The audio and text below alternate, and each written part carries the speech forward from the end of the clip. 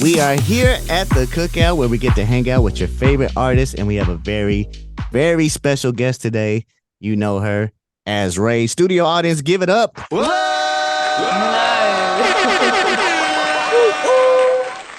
Yes. Welcome to the Cookout, RAYE. Hi, thanks for having me. How you doing? I'm great. Thanks for asking. Now, we have one rule at the Cookout is that you have to bring a dish for everybody to enjoy. So what's something that you can cook for all of us? If you can't cook, what is something you would like to pick up for us to eat? Okay, my cooking skills are very limited, okay? Okay. Not because I don't think I have the potential to be a good cook, but just because I've invested zero time in growing those skills. Okay. I would say I make a good banoffee pie. What is that? You don't know what that is? Is that a dessert? Yeah. No, I never had it. Really? Really? Yeah, we'll be glad to have that. Bananas, toffee, biscuit base, butter, cream on top. Oh my gosh. Yeah, this is gonna be a British thing? exclusive. I can't believe that's just a British thing. I thought like there was eating banoffee pie everywhere in the world. It could be, but I haven't experienced it in my life, so Wow, we'll that's be happy. sad. When you get over these sides, yeah, you've got to have a banoffee pie. Okay, Gotcha, for sure. Putting it a on lot the of things list. got to have, but we'll start there. All right, so you're gonna bring the banoffee pie. You already brought us some great music with your new album, the Oh, 21st Century Blues track list.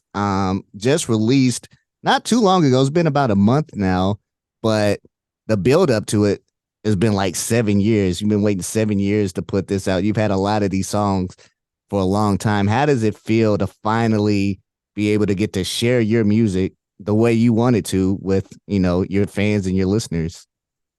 no, honestly, it's been such a beautiful experience, and I think, when I went independent, I kind of set myself some new goals, and my goals was I have to love everything passionately that I release.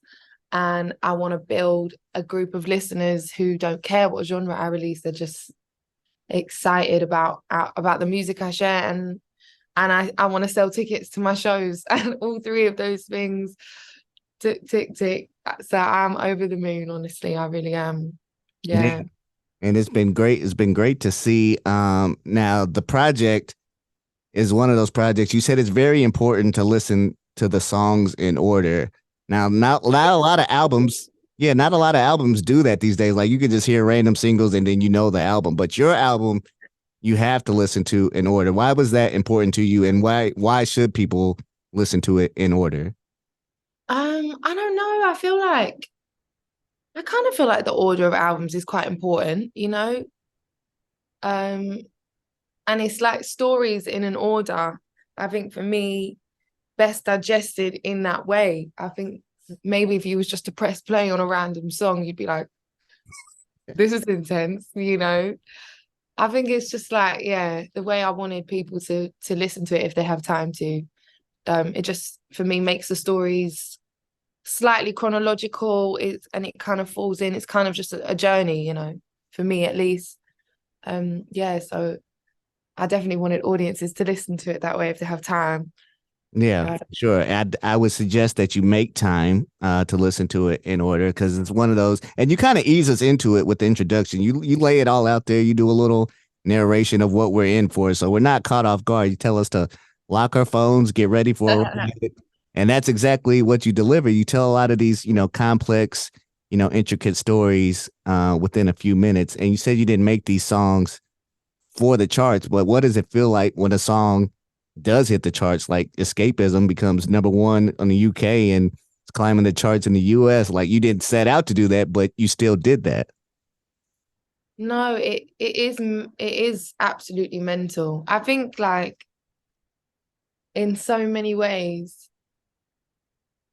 I don't want to like expect that this will happen for me every time. Do you know what I mean? Because it's so overwhelming and it's so incredible. And I just want to enjoy it, I think, more than like putting pressure that I'm gonna need to do that again and da da da da da. I think it's just one of them things. Sometimes the stars align on a song, and TikTok is such an insane app where things just get shared very quickly and to so many different audiences, and if it's done anything for me, it's shone a light on this album. I love that song as well so much. So it's been really beautiful to see people connecting to my medicine, you know? And yeah, I think there's been a real big thing of me just making sure that I enjoy this and don't just get caught up in all the unnecessary pressures and like, do you know what I mean? I Yeah, don't know if yeah, that yeah. makes sense. No, I think that's a great approach because, like, if you think this is gonna be how it's gonna be every single time, you might be in for a rude awakening. Yeah, do you know what I mean? Like, I wasn't expecting it. It's such a blessing and it's so beautiful. And for me, it's always about the music and you know, and what I'm going to be creating in future. I want to just be able to create from the same mindset. Like, I don't want to ever create with like for the purpose of a song to go huge. Like, that's not for me where I enjoy creating music. I enjoy creating from a space of integrity and telling stories about things that I'm passionate about. And yeah, so that's been the beautiful thing, because that's how I created this album, you know, which is why I definitely had zero Yeah. expectation of even being here like this. It's wild. Yeah, I would imagine as an artist that it has to be, I guess, I don't know if freeing is the word, but freeing to write the music like you want to write it, but it's still connecting with the audience on like that big level. I don't know if that's the feeling that you feel with this album and with this song. I think if I feel anything, I feel validated, you know. I remember there was a period of time before I settled on just doing this the independent way, that I was playing these songs to different labels, and everyone said I was crazy, you know. They were like, yeah, but this music doesn't like, it won't connect, like la la la la la. And I Mm, was just like, do you know what? Like, oh no, this doesn't matter. Like, I don't care what anyone thinks. Like, I want to love my music. I want to put these stories out and I want to lead and decide what I think is best for me. And so I'd settled in my mind of, I'm doing this independent. I'm gonna go the long, hard way. yeah, yeah. And Doesn't then matter what you say. It's gonna yeah, I work. was like, yeah, whatever, I'll do it on my own. But it's been, yeah, so it's really like validating, if anything. Now, how big was it for you to work with 070 Shakers? I know they're on the Escapism record, Um, and I know that partnership means a lot to you. Kind of tell us like how much that means to you and what it was like working with them. yes, I love Danny. She is just such an incredible artist. And, you know, at some tough points in my life, I'll speak to her on the phone on FaceTime. She's like, Ray, it's just about the art, Ray. Like, it's about the art. I'm like, you're right. You are right.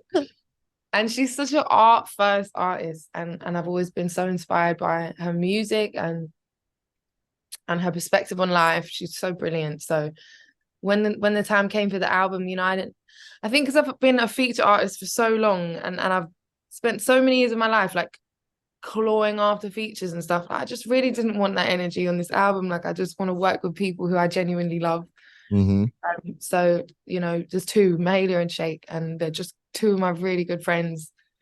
And Shake was perfect for this song. She came in, she did her part, and we had a great time. And then, yeah, it's just been brilliant. Yeah. Yeah.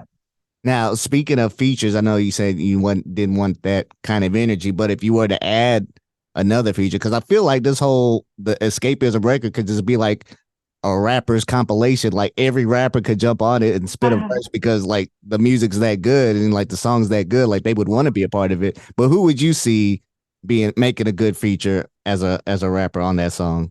Bless you. Sorry. Bex is coughing her lungs out. Oh, she Who okay? would I see? Yeah, yeah, she's all right. She's like leaving the room, like, who would I see on escapism specifically? Yeah, specific. Yeah, that one. That's a tough question. Um, I mean, I'm obsessed with Kendrick, so if Yeah. he would want, if he, Yeah. yeah, if he would want to, absolutely, I would make. If he wanted 86 bars, he can could have as long as you wanted. Yeah, no, that's a great pick for sure. I could definitely hear that on that record. Now, on this album, um, you do a great job of tackling like heavy issues. It's your song Body Dysmorphia, you got environmental anxiety, you got the feminist anthem Ice Cream Man. And I don't want to get too deep into them, but I do want to just say, thank you for putting that out there and being vulnerable and being brave enough to share your stories with the world. Because I'm not even going to pretend like I know what that's like for you to have to perform those songs and relive those moments. But is that kind of the response you get like from your community? Like people are grateful that you are sharing these kinds of stories and tackling these issues? Yeah, and I think like, look, it's definitely not easy. Like there are days where it feels like a great, powerful, amazing thing. There are days I'm like, why did I share this again? Yeah. um, but it's art and it's part of it. And I think, especially in front of my own crowd, like I have a show tonight, and in front of my own audience, if I do feel safe anywhere on a stage, just in front of a crowd that believes in me and believes in this album and is taking the time to really process and understand my story, and sadly a lot of people relate in a sense that's too close to home. And I just think these things sound at least more beautiful in a song than they do isolated in your head at 4 a.m. when you're in your bed tossing and turning, like, so I guess that's what art is about. That's what music's about, right? It's a healing thing. We listen to songs when we need to feel something, elevate from something, process something, escape from something, dive Mhm. into it. So Yeah. yeah. For sure. You definitely cover, all the bases. Like on this show, we like to say we do life together. And that means taking the good with the bad. Life isn't fun and games all the time. No, Sometimes it's bad. So you cover those topics, but you do cover the fun topics as well. Going out. One of my favorite songs on the album was Bust It Down. It was like the gospel oh version, the yeah, gospel twerk yeah, anthem. yeah. But it's like I was reading the description on it, and it's talking about like the joys of being single. Because I feel like being single is underrated. Maybe I just say that to feel better about being single all No, the no, time. it is underrated. I've been single for so long, so I'm right there with you. Yeah. So I guess I mean, what do you think are some of the joys of being single that maybe people overlook? Well, I feel like, I don't know, for all of us, the goal is, because of the way like movies and TV shows and like you go out and see couples together, is like the goal in life is to have a partner. And obviously that's a lovely thing. And that, but I think that's something that comes when it comes. And I think there's no getting down about it or actively searching so intensely for it. I don't necessarily think is the right thing. I think what's meant for you will come for you. And just enjoying life, and that you can enjoy it on your own. And actually it's a really healthy thing to learn to enjoy your own company, learn about yourself, what you like, what you don't like, who you are. I think that's a really important thing, and it's something I avoided for a really long time, being alone. Mm-hmm. Just with friends, I'd always have someone around, but I've been really learning to enjoy my own company and listen to myself. It's a really healthy thing, I think. And then when you do meet a person, if that's right for you, you're self-aware and you're aware of your own happiness and your own heart and what you need in a relationship as well. I don't know. Yeah. But yeah, being single is a vibe. Like, I'm so busy right now. I don't even have time, even if I wanted Yeah. someone. Yeah, We're not just just saying that as cliche nice. and like Yeah, pretending that we're okay. No, we're really good. yeah. Oh my God. Yeah. Our voice might be a little bit higher, but yeah, that's fine. Peaks and troughs, isn't it? Obviously, there's moments.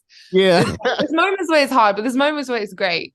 And I'm sure Exactly. the grass is always greener. Like people in relationships are probably like, God, like, Mm-hmm. oh, today is a really tough day. Yeah. You Well, sure wish know? I was single today. Yeah, do you know what I mean? Yeah, Yeah. so learn to appreciate where you're at. You heard it from Ray. This isn't just coming from me, guys. This is Ray speaking on this. All right. Lastly, before you get out of here, you're going on this tour. You're on tour right now. You're getting ready to go on tour with Kelly Uchis too. Like, how do you prepare for that? And what's the live show gonna be like? after hearing like the album version, like how do you translate that into a live performance? Because I feel Yeah. like it could be a musical. Like you should just do a Broadway musical the album in one piece, but how do you do it live? Well, this is the funny thing because the show that I see in my head and then cost effectivity is two completely different Right. things. Yeah, the I budget. mean, like currently we're on tour. I'm doing my headline tour in the UK, and I've got a couple of dates in the US before the Cali tour. Mm-hmm. And I'm not making no money, but I'll tell you what I am doing. I'm putting on the show of my dreams. I've got like 8 people on the stage with me. We've got a beautiful set. We got like these installations and these things, the most phenomenal light show. Mm. And for me, like it's all about the music. I love musicians. I think especially from being like the EDM girl for so long, like I'm all respect to DJs and dance music, but I'm just not trying to sing behind a DJ. Like I love musicians. Yeah. So we have the brass, we have the full thing, and I'm getting my life every night. But for the Cali tour, I have to be smart because it's a lot of dates. Yeah. But I need bands. So maybe there'll be like 4. I'm still deciding. Okay. Because I want to present this music as best as I can. Yeah. But yeah, it's real. Do you know what I mean? It's real out here. Do you But have a gospel choir live for Bust It Down? that is the plan when I can have one. I can't wait for that. Well, thank you so much for stopping by, Ray. We really appreciate you taking the time, and we wish you continued success on the record, the album, and hope you keep climbing and keep doing great things. Thanks so much. And thanks for taking the time as well. Absolutely. Come back anytime. All right, dear. Well, until next time.